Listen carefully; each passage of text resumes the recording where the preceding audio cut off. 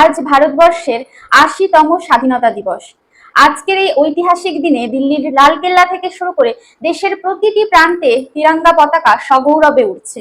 কিন্তু সত্যিই কি এই উৎসবের আলো আমাদের সবার মনের অন্ধকার দূর করতে পেরেছে?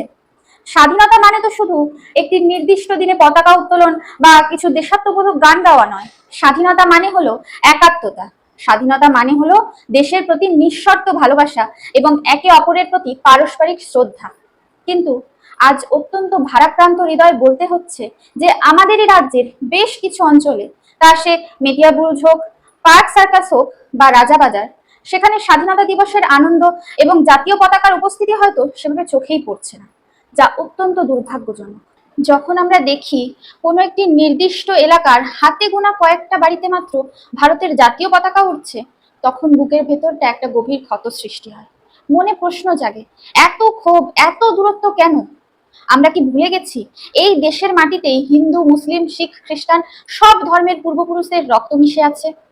রাজনৈতিক মতাদর্শ আলাদা হতেই পারে, সরকারের প্রতি ক্ষোভ থাকতে পারে, কোনো একটি নির্দিষ্ট দলের সিদ্ধান্ত নিয়ে দ্বিমত থাকতেই পারে।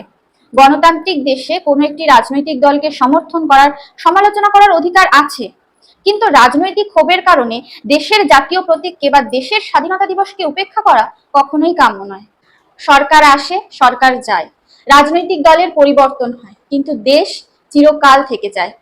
একটি রাজনৈতিক দলের শাসন বা সিদ্ধান্ত নিয়ে সংশয় থাকতে পারে, কিন্তু পরিবর্তনকে বোঝার জন্য এবং একটি সরকারের কাজের মূল্যায়ন করার জন্য সময় দেওয়া প্রয়োজন।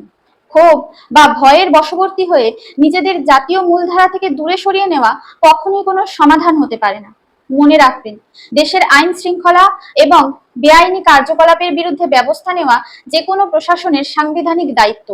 সেই সিদ্ধান্তগুলোকে ধর্মীয় বা রাজনৈতিক চশমা দিয়ে না দেখে দেশের অগ্রগতি এবং দেশের নিরাপত্তার স্বার্থে বিচার করা উচিত। আজকের এই পবিত্র দিনে আমি আমার সংখ্যালঘু ভাই বোন সহ সমস্ত দেশবাসীর কাছে হাত জোর করে একটাই অনুরোধ করতে চাই, আসুন সমস্ত রাজনৈতিক ভেদাভেদ, ভয় আর ক্ষোভ ভুলে আমরা প্রথমে নিজেদের ভারতীয় বলে পরিচয় দিই। এই দেশটা আপনার, আমার, আমাদের সবার। যদি কোনো ক্ষোভ থাকে তবে তা আলোচনার মাধ্যমে গণতান্ত্রিক উপায়ে প্রকাশ করুন, কিন্তু প্রতিটি বাড়ির ছাদে তিরঙ্গা পতাকা তুলে প্রমাণ করে দিন যে মতাদর্শের লড়াইয়ে আমাদের রাজনৈতিক মতামত ভিন্ন হতে পারে, কিন্তু দেশের প্রতি ভালোবাসায় আমরা সবাই এক।